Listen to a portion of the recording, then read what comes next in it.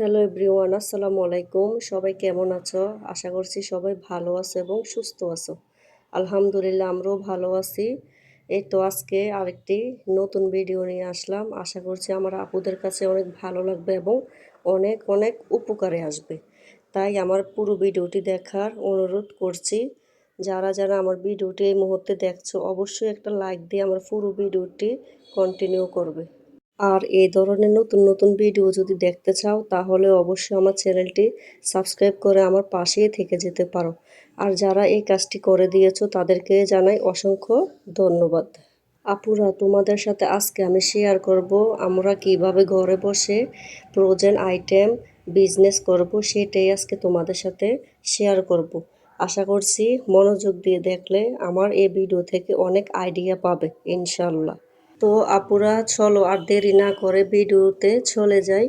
এই তো এখানে আমি প্রথমে পানি ফুটিয়ে নিয়েছি, তারপরে ময়দা দিয়েছি আমার পরিমাণ মতো। তোমাদের যা লাগবে তোমরা তা দিয়ে ময়দার ডোটা করে নেবে। তারপরে অনেক বড় করে একটা রুটি বেলে নিচ্ছি, তারপরে কাঁচির সাহায্যে আমি রুটিটা 4 ভাগ করে নিচ্ছি।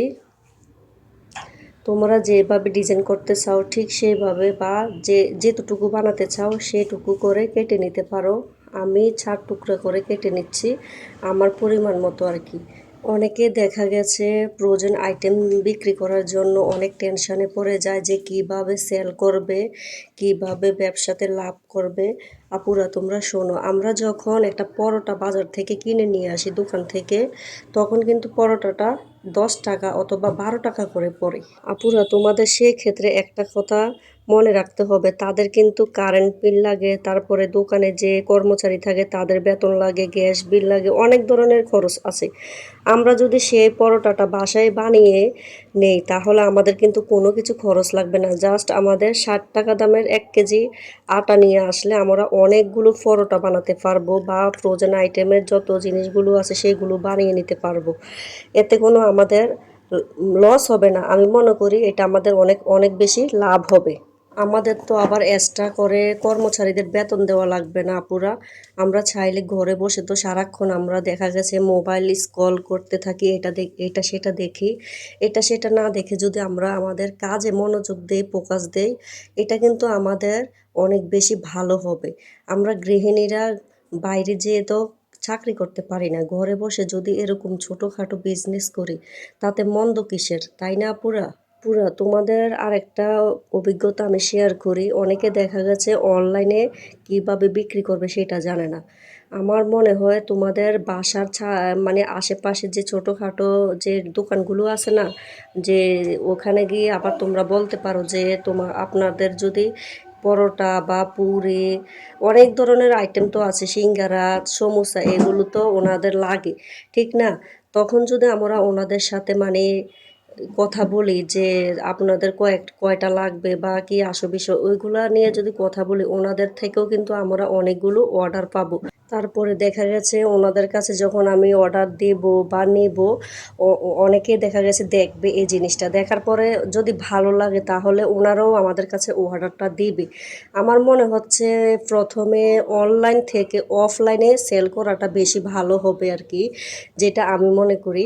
সেজন্য তোমাদের সাথে এটা শেয়ার করলাম। তোমরা ইচ্ছা করলে এটাও করে দেখতে পারো, আমার মনে হয় না মন্দ হবে, ভালোই হবে। আপুরা, তোমাদের সাথে কথা বলতে বলতে আমি কিন্তু এখানে আমার অনেকগুলো কাজ এগিয়ে নিয়েছি। এই তো আমি পিঠাগুলো 4 টুকরো করে কেটে রেখেছি অনেকগুলো। তারপরে আমি ওই যে ওই পাশে আবার নারকেলগুলো আগে থেকে ছিঁড়ে দিয়ে পাকিয়ে রেখেছি। তারপরে এখনই তো আমি একটা একটা করে বানিয়ে নিব। দেখা গেছে তোমাদের বাসায় যদি কেউ হঠাৎ করে চলে আসে, ওনাদেরকে এভাবে নাস্তাটা রেডি রেডি তো আছে, জাস্ট বেজে দিলেই চলবে।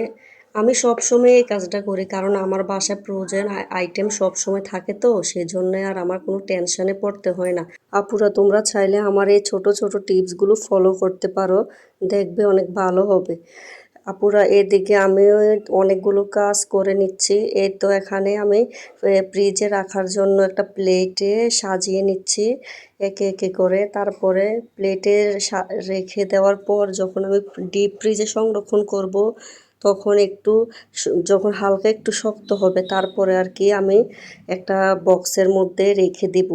তারপরে বক্সের মধ্যে রেখে দিলে অনেক দিন পর্যন্ত ভালো থাকবে। যখনই মন চাইবে বা কেউ আসবে শর্টকাটে বানিয়ে দিতে পারবো নাস্তাটা পুরো। এবার চলো তোমাদের সাথে আমি শেয়ার করি যে প্যাকেজিংয়ের যে বিষয়টা আছে, ওটা হচ্ছে আমরা যে কাপড় কিনি না, কাপড়ের দোকান থেকেও তোমরা পলিথিন নিয়ে আসতে পারবা।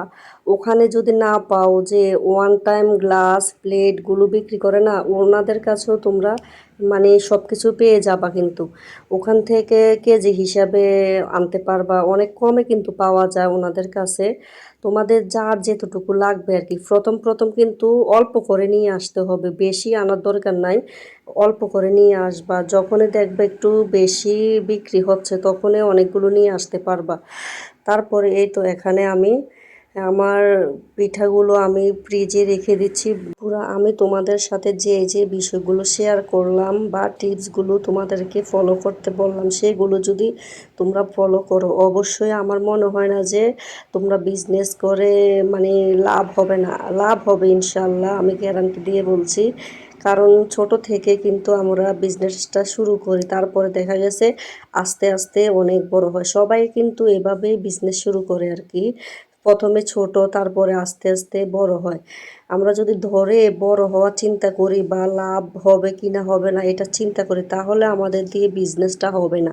আমাদের মাথায় রাখতে হবে যে আমাদের এখানে কোনো লাভ হবে না, কোনো কাস্টমার আসবে না, মানে এরকম নিয়ত করে আর কি আমাদের বিজনেসটা শুরু করতে হবে। প্রথমে আমাদের লাভের আশা করলে চলবে না। আমাদের মাথায় রাখতে হবে যে আমরা যাতে বিজনেসটা শুরু করছি, আস্তে আস্তে ইনশাল্লাহ আমাদের বিজনেসটা বড় হবেই। ধৈর্য ধরে আমাদের এটা থেকে কাজে লেগে থাকতে হবে। সব কিছুই ধৈর্য ধরে করতে হয়, ধৈর্য ছাড়া কোনো মিষ্টি পাওয়া যায় না পুরা। সেই জন্য তোমাদেরকে বলছি আর কি। আমিও ইনশাল্লাহ আস্তে আস্তে বিজনেসটা শুরু করব। আমার অনেক আশা আছে অনেক কিছু নিয়ে বিজনেস করার। আস্তে আস্তে তোমাদের সাথেও আমি শেয়ার করব, তোমরা দেখতে থাকবে আমি কিভাবে কি করি না করি। তোমরা তো অবশ্যই দেখবা, আমি তো তোমাদের সাথে অবশ্যই শেয়ার করব। আপুরা, তোমাদের কাছে আবারও মনে করে দিচ্ছি, এখনো পর্যন্ত যদি আমার ভিডিওটি দেখে থাকো লাইক দিতে ভুলে যাও, অবশ্যই একটা লাইক দিয়ে দিবা। তারপরে এই তো এখানে আমি প্রথমে তেল গরম করে নিয়ে এখন আমার ছেলেদের জন্য পিঠাগুলো ভেজে নিব। তারপরে আমাদের বিকালে নাস্তাটা হয়ে যাবে। আমি কিন্তু সকাল টাইমে যে কাজগুলো করছি ওই কাজগুলো করতে করতে কিন্তু আমার অনেক সময় লেগেছে। তারপরে আবার মাঝখান দিয়ে অফ ক্যামেরা আমি অনেকগুলো কাজ করেছি। এই তো এখন আমি পিঠাগুলো ভেজে আমার ছেলেদেরকে দিচ্ছি, ওরা কিন্তু অনেক মজা করে। পুরা কথা বলতে বলতে ভিডিও শেষ পর্যায়ে চলে এসেছি। যদি তোমাদের ভিডিওটি ভালো লেগে যায় অবশ্যই কমেন্টে জানাতে পারো। আজকের মতো এখানে বিদায় নিচ্ছি, পরবর্তী ভিডিওতে দেখা হবে ইনশাআল্লাহ। আসসালামু আলাইকুম।